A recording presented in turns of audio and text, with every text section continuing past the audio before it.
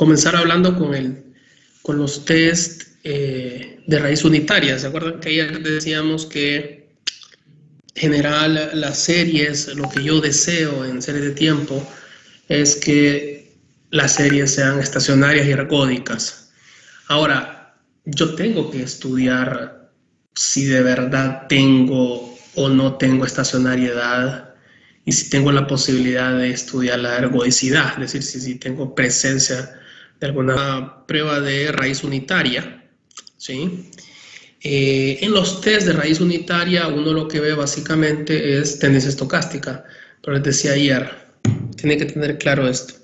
Una serie puede ser estacionaria, ¿sí? Si tiene tendencia, pero la tendencia a su vez hay de dos tipos, estocástica y determinística, por estacionalidad, que a su vez también puede ser estocástica o determinística, o por la presencia de cambios estructurales. Entonces ahí se vuelve un poco complejo el tema y tengo que decirlo, en Honduras así es de complejo. Hacer análisis de econometría con datos hondureños es complejo porque hay estacionalidades, porque en algunos momentos es estocástica, en otros momentos determinística, porque la tendencia a veces es determinística, muchas veces estocástica, porque tenemos muchos cambios estructurales. Entonces son series muy complicadas, ¿sí? Las series de Honduras. No es como los libros, que en los libros generalmente le ponen los datos a uno de Estados Unidos y que camina relativamente bien. En Honduras es más complicado.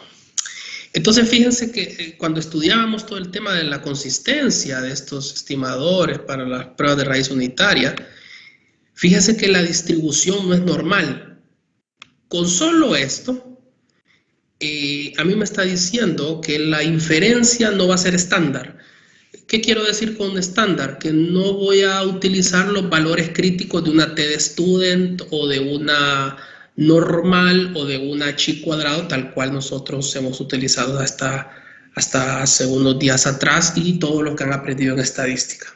Entonces hoy van a ver una nueva distribución, que es la distribución denominada Dickey-Fuller. Esa distribución es como decir otra nueva distribución y tiene una forma muy parecida o algo parecida no parecida, pero voy a decir, es descriptivamente sesgada hacia un lado, tipo la chi cuadrada, pero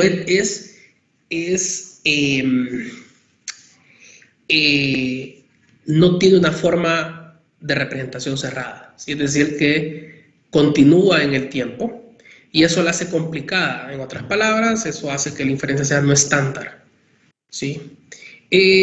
Claramente las tablas de Dicker y Fuller en realidad vienen dadas por las tablas de Mackinnon, ¿sí? Entonces ahora vamos a utilizar algo que se llaman las famosas tablas de Mackinnon, ¿sí? Esas son las tablas que van a utilizar para sus pruebas. Aquí les digo que no vamos a tener mucha discusión porque es para otro tipo de econometría. Y lo que vamos a hacer ahora es ver un test, ¿sí? Entonces los tests básicamente tenemos el test de Dickey-Fuller, que es para test de tendencia estocástica, ¿sí? Y básicamente estos tests tienen la siguiente forma, ¿sí? Fíjese que yo lo que voy a tener en este sentido es una regresión de este estilo, ¿sí? Fíjense bien que yo voy a restar a ambos lados y de t menos 1. En realidad, la regresión original no debería de tener este término y de t menos 1, pero yo lo estoy restando a ambos lados de la ecuación. Y usted sabe que y menos y de t menos 1 es la diferencia discreta de y de t, ¿sí? Entonces, esto de y de t menos y de t menos 1 es la diferencia discreta de y de t, ¿sí? Si usted saca factor común de este lado derecho también, le queda y de t, le queda ρ menos 1 por y de t menos 1 más el error, ¿sí? ¿Qué voy a hacer? Reparametrizar el modelo, es decir, P-1, Rho-1, mejor dicho, lo voy a representar como phi. Entonces, el test de raíz unitaria, ¿sí? Para determinar el tipo de tendencia, es un test de raíz unitaria que me dice que esta ecuación que está acá, que es la que me va a servir para los test de raíz unitaria, fíjense bien que la variable dependiente es la primera diferencia discreta de la variable. La primera diferencia. Noten ustedes que tenemos varias formas, 3 modelos de regresión diferentes para hacer el test de Dickey-Fuller. Y la variable dependiente siempre va a ser la primera diferencia de la variable. O sea, no es la variable como tal, es la primera diferencia de la variable. ¿Sí? Y básicamente vamos a tomar primeras diferencias porque lo que queremos ver es básicamente si la serie en niveles, que claramente está rezagado con y de t-1, porque en realidad el modelo original es con niveles, nada más que yo lo reparametricé. Si este coeficiente es igual a 0, significa que ρ vale 1 y por lo tanto es raíz unitaria. Si phi es menor a 0, significa que ρ es menor a 1 y por lo tanto hay un sentido de estacionariedad en el modelo. Hay 3 formas de hacer el test de Dickey-Fuller, hay varias formas, por ejemplo, sin constante, como ustedes pueden ver acá, con constante y con constante intendencia determinística. Cuando uno agrega como regresor, como yo les decía ayer en la clase, uno agrega como regresor a la variable t como tal, uno está agregando un regresor de tendencia determinístico. La tendencia estocástica cuesta verla, no es difícil entenderla, pero la tendencia estocástica es ese movimiento de subo, bajo, subo, bajo, subo, bajo, y por lo tanto son tendencias que uno tiende a ver en las series económicas, porque las series económicas tienen ciclos, ¿sí? A menos de que una variable no tenga marcado un ciclo, uno no podría ver, digamos, tendencia estocástica, ¿sí? Claramente una serie de tiempo puede tener tendencia estocástica y puede a veces tener tendencia determinística o tener ambas. Y aquí tenemos varios tipos de regresión, ¿sí? Como les decía, hay 3 tipos de regresión para hacer la prueba de Dickey-Fuller, pero no sabemos, o en la práctica sucede el siguiente problema. En la práctica lo que hace la gente que no sabe de econometría es hacer prueba con todas.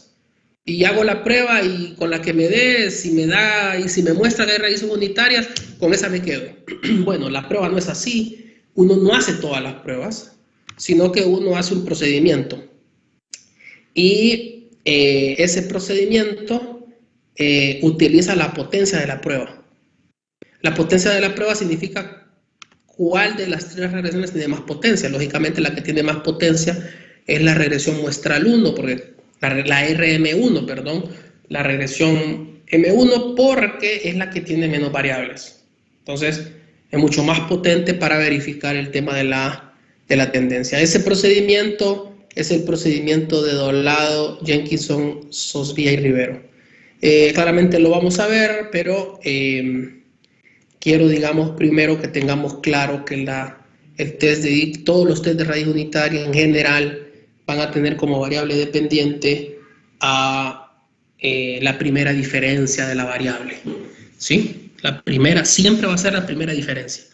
Entonces aquí ya se empiezan a mezclar muchas cosas y entonces aquí es donde se necesita que estudien a diario esta clase, ¿sí? Porque si no es muy complicado que resuelvan después el examen. Entonces, les voy a mostrar lo de Stata, ¿sí? Voy a compartir mi pantalla. Vamos a ver si por acá. Entonces, bueno, creo que Gabriela ya les hizo una introducción al uso de Stata, entonces voy a comenzar no tan rápido, pero tampoco como haciendo introducción de que aquí va el nombre de las variables, las etiquetas. Por aquí se va a ir grabando los comandos que vayamos usando, que si aparece algún rojo por acá, tengo algún error, todo tiene que estar en azul y negro para que todo camine relativamente bien. Entonces lo primero que vamos a hacer es abrir un DoFile. Yo el DoFile ya lo tengo hecho, Claramente ustedes lo tienen que hacer, ¿sí? Que lo que les pido es que, digamos, vean la clase y como Gabriela la está grabando, entonces repliquen lo que yo voy a hacer, ¿sí? La serie que voy a tomar, ¿sí? Es una serie perdón, esta no es. Voy a abrir un do-file, ¿sí? El do-file se llama do-file de raíces y tengo toda esta información, ¿sí? Y lo que voy a hacer es estudiar la estacionariedad o no estacionariedad de la variable consumo. Y la variable consumo la obtengo de la página del Banco Central de Honduras. Entonces lo primero que vamos a hacer es importar, ¿sí? Importar datos. Para eso utilizamos un comando que se llama import. Yo tengo la base de datos desde Excel, ¿sí? Claramente la tengo desde Excel. Voy a obtener una base de datos de Excel. Originalmente, si ustedes quieren, lo podemos ver por acá. Tengo la data de consumo. Y entonces, fíjense que yo tomé el consumo, solo déjenme ver, tomé el consumo a precios corrientes. Después vamos a hacer un paréntesis con respecto a eso, porque básicamente uno en la práctica para hacer modelos econométricos debe utilizar las variables en términos constantes. Pero para tema de ejemplo está muy bien utilizar esto en términos nominales, ¿sí? Pero repito, para modelos econométricos uno toma la variable en términos constantes. Entonces, esto lo voy a quitar, estaba haciendo unas pruebas antes de que me conectara. Entonces, sí. En series temporales también se pueden hacer análisis con variables dummy. Ah, totalmente, sí. Incluso la variable dummy, que son variables ficticias, son variables que yo construyo para caracterizar algún evento. Por ejemplo, yo digo, voy a hacer un gráfico por acá y yo digo, quiero representar los cambios estructurales de la serie de esta serie de consumo. Ustedes notan, aquí hay un quiebre estructural fuerte para esta serie en términos nominales. Entonces aquí tengo un cambio estructural porque la serie va caminando bien, por aquí se nota que hay un cambio también, ¿sí? Claramente en ese momento, este año estoy 100% seguro que es la crisis de 2009, incluso lo podemos hacer un zoom más grande, y aunque usted lo puede notar ahí hay como un quiebre, la serie iba hacia arriba, acá, la serie tuvo que haber seguido para acá, pero el cambio estructural hizo que la serie cambiara y la tendencia cambió. Este es un cambio estructural que muy probable, estoy casi seguro que es el evento de 2009, y aquí tenemos otro cambio estructural que todos sabemos que es la crisis de 2020 con COVID y que terminó de pegar con las tormentas de ETA y OTA. Entonces, cuando uno tiene cambios en esos casos, uno dice, ok, ¿cómo hago para quitar esos cambios de esa serie? Construyo una variable dummy, ¿sí? Entonces yo digo, ok, ya vi gráficamente que yo tengo cambios en 2008 y en 2009, y si ustedes notan por acá, yo le podría poner un 1 por aquí, y luego por acá, aunque no es tan correcto porque aquí tengo un problema porque a veces no puedo poner dummies con valores extremos, con valores unos en los extremos, pero solo para ejemplificar voy a poner eso. Entonces yo puedo construir esta variable que tenga ceros y unos, que es ficticia, es una variable ficticia porque no es una variable que alguien la construyó observando la variable como tal, sino que yo la construyo con el criterio de capturar los cambios estructurales. Entonces yo puedo tener dos variables, ¿sí? En esta data. Puedo tener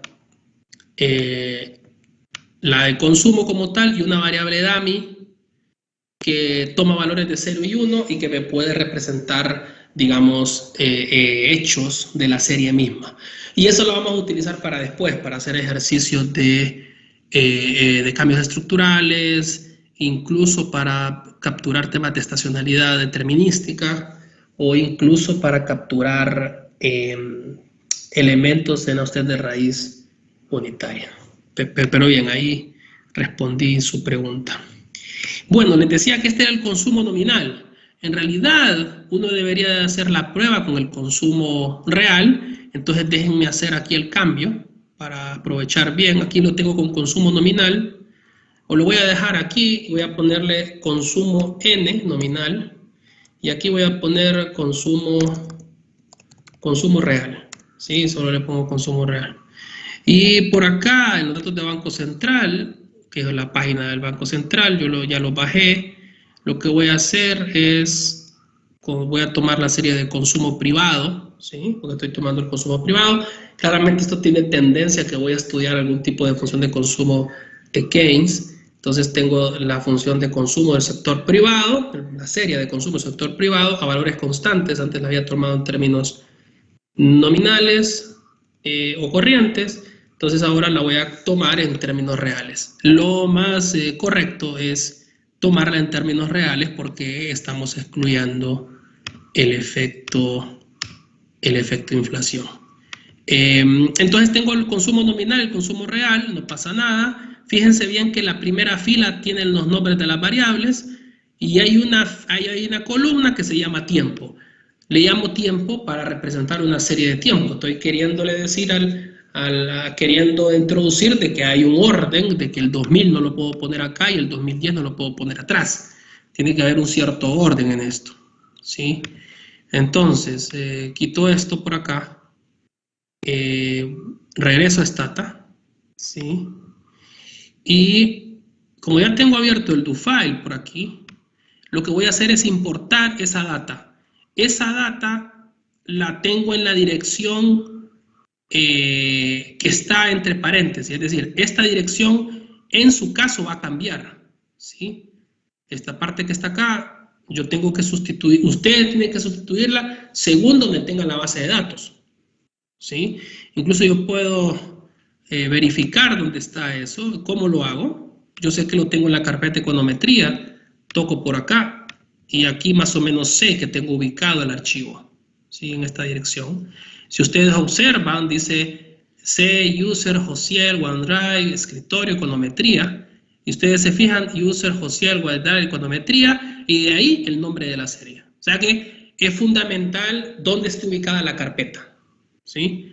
Ok, utilizo esto y lo voy a correr, lo voy corriendo por pasos. Ustedes notan allá al otro lado, ya me apareció esta pantalla y me apareció en negrito, es decir, eso de que me aparece en negro me da sensación de que voy caminando bien, no me aparece ningún rojo, ¿sí? No me tira error. Y aquí básicamente se copiaron todas las variables. Las que tenía en Excel, las importé a Stata, la variable tiempo, consumo nominal y consumo real. ¿Dónde las puedo ver? Aquí en donde está el lapicito, pero que se llama Data Editor, ¿sí? Si ustedes ven, toco y aquí están las series, ¿sí? Antes las tenía en Excel, ahora las importé a Stata. Eso es para importar. Ahora, ¿cómo le digo al Stata que quiero trabajar en series de tiempo? Digo, voy a declarar esta base como una serie de tiempo y voy a utilizar el comando tset, ¿sí? Es un comando de Stata. Fíjense que los comandos están con color azul, ¿sí? Casi siempre se ponen en color azul. Hay unos comandos que no se ponen en azul porque en general no son originales de Stata, ¿sí? Entonces corro esta línea por acá, me fijo al fondo que me está corriendo muy bien y me dice tset tiempo, time variable, si ustedes se fijan por acá, el tiempo va de 2000 a 2020 y el cambio es de 1 en 1, ¿sí? El delta. Bien, ahora vamos a observar la no estacionariedad en las series. Eso es lo primero que deben de ver. Si se fijan, lo primero que vamos a hacer acá es estudiar un poco la no estacionariedad en las series, ¿sí? Y lo que vamos a hacer en principio es algo que vimos ayer, que se llamaba la función de autocorrelación muestral, ¿sí? Ayer lo vimos, les dije, miren, no vamos a hacer mucha matemática con esto, pero la función de autocorrelación muestral sirve mucho para ver si hay estacionalidad o no, ¿sí? Si hay evidencia de la estacionalidad o no. Claramente no podemos saber cuál es la fuente de la estacionalidad, es decir, si fue por cambios estructurales, si fue por estacionalidad, si fue por tendencias, no lo sabemos todavía, pero vamos a empezar a estudiar la serie. Y para eso vamos a utilizar el correlograma. El correlograma no es nada más que el gráfico de la función de autocorrelación muestral. Entonces, ¿cuál es la regla? Un correlograma, que es el grafiquito de la función de autocorrelación, que desciende lentamente, es típico de variables no estacionarias.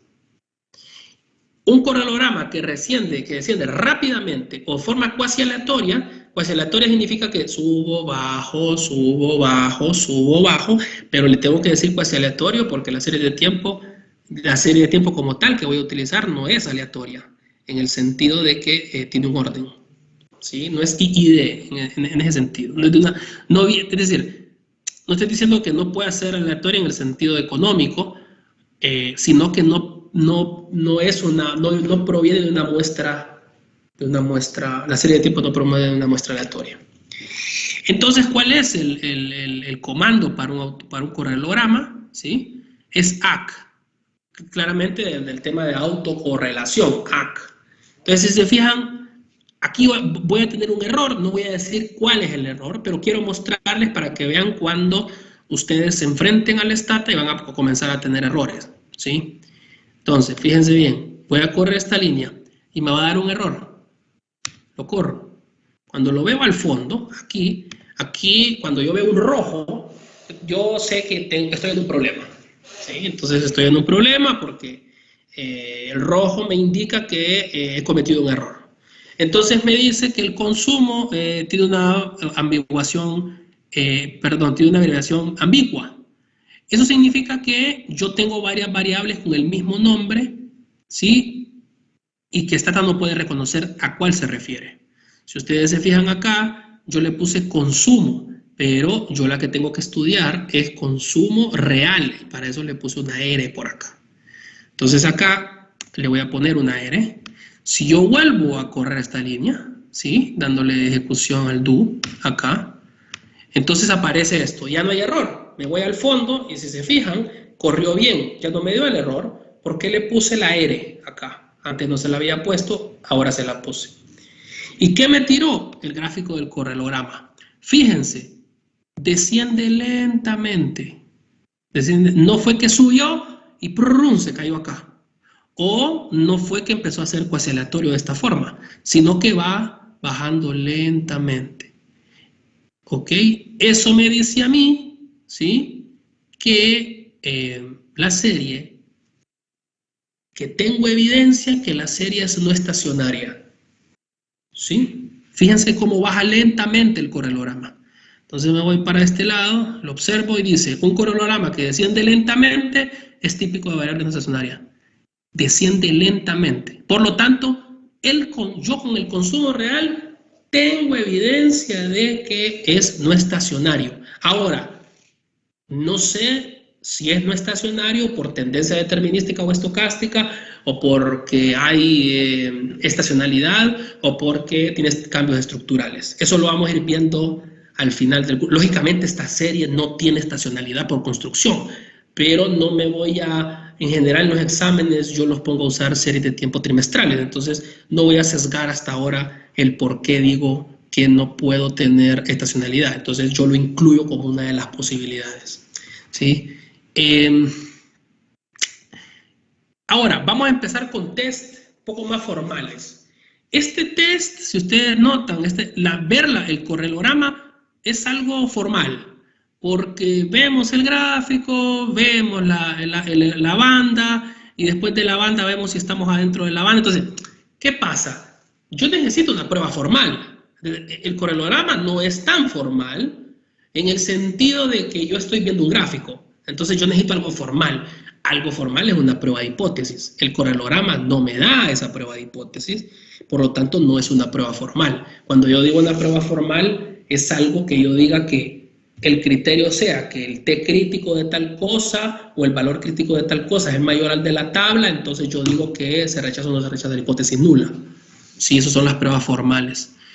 ¿Cuál vamos a ver que me gusta? Es el test de B-Bartlett. ¿Sí? Aquí, test B de Bartlett. ¿Sí?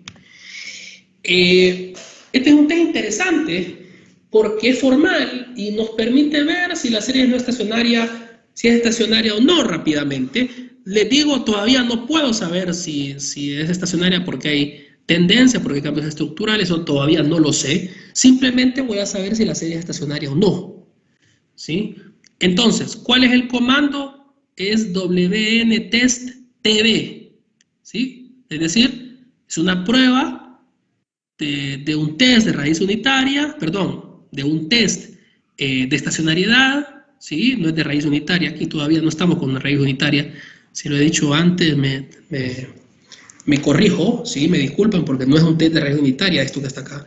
Lo que estamos viendo es un test de estacionariedad, ¿sí? Y ahí es un test que al final tiene una B, que es, esta B me representa Bartlett, ¿sí? Y aquí nuevamente me va a dar un error. ¿Por qué? Porque estoy poniéndole el comando de este test de Bartlett, ¿sí? Pero le estoy diciendo consumo. Entonces, yo necesito aplicárselo al consumo real. Entonces, lo voy a hacer otra vez para que vean. Y voy a volver a pinchar eso. Y me vuelve a dar un error. Y me vuelve a decir, el consumo tiene una abreviación ambigua. Ya sé, ambigua significa que consumo están varias variables, pero que necesito saber en cuál estoy. Yo sé que necesito que sea en términos reales. Por acá le pongo R, ¿sí? Supóngase que le puse R mayúscula por error, ¿sí? Por algún error. Yo digo, bueno, consumo real, R, no importa. Le voy a poner una R por aquí porque es el consumo real. Si yo corro esto, nuevamente me tira un error y me dice, consumo R no es encontrada. Claro, está tan delicado de que yo tengo que darle el nombre particular de lo que estoy estudiando. Entonces, si es R minúscula, por favor, póngale R minúscula, porque el Stata no reconoce o no confunde la R con la R mayúscula. Otros programas lo hacen, déjenme recordar cuál. Básicamente no he tenido la oportunidad, digamos, de usarlos todos. Por ejemplo, Ibius. Si usted usa Ibius, minúscula y mayúscula, no pasa nada, es lo mismo. ¿Sí? ¿Está bien? Bueno. Entonces, lo cambio por aquí, le pongo un R, corro esto, y algo importante, me da esto, pero ahora digo, ¿y ahora cómo leo esto? ¿Sí? Veo unas líneas allí, gráficamente yo lo que sí estoy viendo es que esto no converge tan rápido. Si ustedes miran, tiene una forma cóncava por acá, y eso uno lo que puede ver es que la serie es no estacionaria, pero eso gráficamente, eso ya lo habíamos visto en términos de la función de autocorrelación. Yo quiero algo más formal. Entonces, algo más formal se ve aquí abajo. El estadístico de Bartlett me da 2.02. Yo tendría que ir a buscar el tema de la tabla eso, pero otra forma de hacerlo es usando el p-value, ¿sí? El p-valor que está por acá. Si el p-valor es mayor, si el p-valor que obtengo acá es mayor a 0.05, entonces está a favor de la hipótesis nula. Si este p-valor es menor a 0.05, va en contra de la hipótesis nula. Ahora usted me dice, ¿y cuál es la hipótesis nula? En eso hay que tener mucho cuidado al leer el p-value y los test. ¿Cuál es la hipótesis nula? En este caso, la hipótesis nula es que la serie es estacionaria. Hipótesis nula, serie es estacionaria. Veamos su p-valor. El p-valor me da 0.0006. 0.006. 3 ceros. Eso es menor a 0.05 o el 5%. Por lo tanto, va en contra de la hipótesis nula y va a favor de la hipótesis alternativa, y por lo tanto tengo una prueba formal de que la serie es no estacionaria. ¿Sí? Entonces, si usted observa, lo voy a poner por acá, incluso son 0.0006, ¿sí? Entonces, si ustedes quieren, lo voy a poner por acá. Igual deduce los... yo lo pongo por acá y digo, pongo un asterisco, porque acuérdense que el asterisco sirve para poner comentarios. El p-valor me dio 0.006. Esto es menor a 0.05 y entonces, ¿sí? Entonces, el consumo real es no estacionario. Tengo evidencia de que el consumo real es no estacionario. ¿Sí? Bueno, tenemos otra prueba también. La prueba del test de Q. ¿Sí? Y esta prueba del test de Q, ¿sí? Es como lo mismo. La hipótesis nula es que la serie es estacionaria y por lo tanto lo que voy a observar es el p-value. Corro por acá esto, ¿sí? Y nuevamente me da un error por acá y me dice, como debe de ser, que el consumo es una abreviación ambigua, claramente porque el consumo no existe acá, pero se confunde con estas dos, por eso es ambigua. Entonces lo que me hace falta ponerle aquí es una R. Corro esto que está acá, ¿sí? Si se fijan, rápidamente me dijo, me da me dice a mí que el estadístico vale 47.48. Yo tendría que ir a buscar una tabla, pero en vez de buscar la tabla, mejor veo cuál es el p-value de esta chi cuadrada. Y el p-value es 0.00000, que es menor a 0.05. Por lo tanto, está a favor de la alternativa y en contra de la nula. Y por lo tanto, tengo evidencia nuevamente de que la serie del consumo real es no estacionaria. ¿Sí? Entonces aquí ya tengo cosas para hacer pruebas para saber si la serie es estacionaria o no. Ahora, no sabemos cuál es la causa de estacionariedad. Yo lo único que sé hasta ahora, perdón, es que no hay estacionariedad. ¿Sí? Aquí es de no estacionariedad. ¿Sí? Puede pasar que a veces esas palabritas cambian todo. Es la causa de la no estacionariedad. Y las posibilidades son varias. Tendencia estocástica o determinística. La estacionalidad. Y luego cambios estructurales. ¿Cómo sé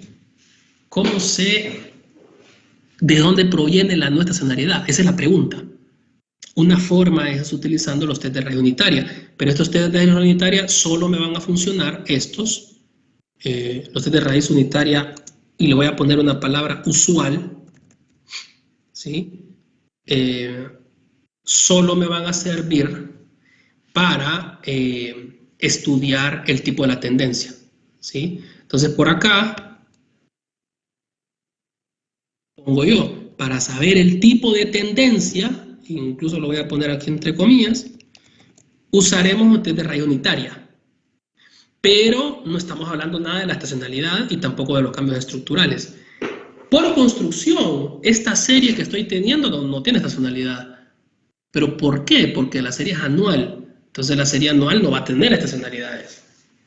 ¿Sí? Ahora, una serie trimestral sí. ¿Sí? Entonces, ¿cómo es el orden para hacer esto? Para saber el tipo de tendencia usaremos el test de raíz unitaria. Pero en realidad lo primero que yo debería de hacer por acá es, lo primero, el orden es estudiar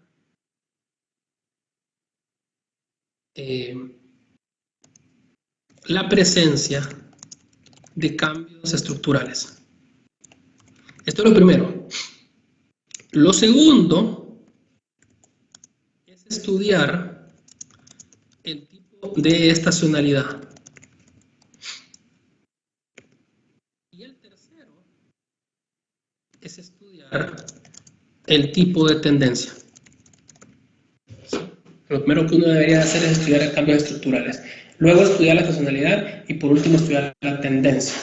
¿Cómo se hace o cómo lo hace la mayoría de la gente? Al revés. Estudian la tendencia de primero, ni se dan cuenta si utilizar datos con estacionalidad o no, y para nada que le hacen caso a los cambios estructurales, que para eso utilizamos las variables, las famosas variables dummies. ¿Sí? No voy a comenzar con esto hasta mañana. ¿Sí? Entonces ahora me voy a quedar por allí, ¿sí? Porque ya vimos suficiente hoy, que es suficiente para poder replicar, para poder estudiar. Ya vimos mucho. Les voy a pasar las filminas, incluso les voy a pasar algo para cuando hagamos el tema del estudio de los tipos de tendencia, que es algo que construí el periodo anterior, que es cuando utilizamos el tipo de inferencia no estándar. Si se fijan, aquí están los valores críticos de la test de Dicker y Fuller, y por acá, se lo voy a hacer en grande, por acá creo que se lee la tabla. Estos valores críticos son tomados de Mackinnon 1993. Entonces estos son los valores críticos de Mackinnon. Por lo tanto, si se fijan, ya no estamos estudiando, no estamos utilizando la tabla normal ni la tabla T-Student para hacer los estudios de series de tiempo, porque claramente estamos entrando en un terreno complicado, como es el terreno de la no estacionariedad. ¿Sí? Bueno, si quieren continuamos mañana, ¿sí? Les pido por favor que vayan estudiando. Les voy a subir hoy a la plataforma la otra presentación de ayer, que es la que terminamos de ver hoy, y vayan replicando los resultados de Stata, ¿sí? Esto sí que no lo pueden hacer de un día para otro. Tienen que irlo practicando todos los días, porque si lo practican todos los días, pasa que si estudian lo que vimos hoy, mañana me preguntan dudas, ¿sí? Bueno, vamos a dejarlo por allí y les agradezco. Nos escuchamos mañana. Muchas gracias. Muchas gracias.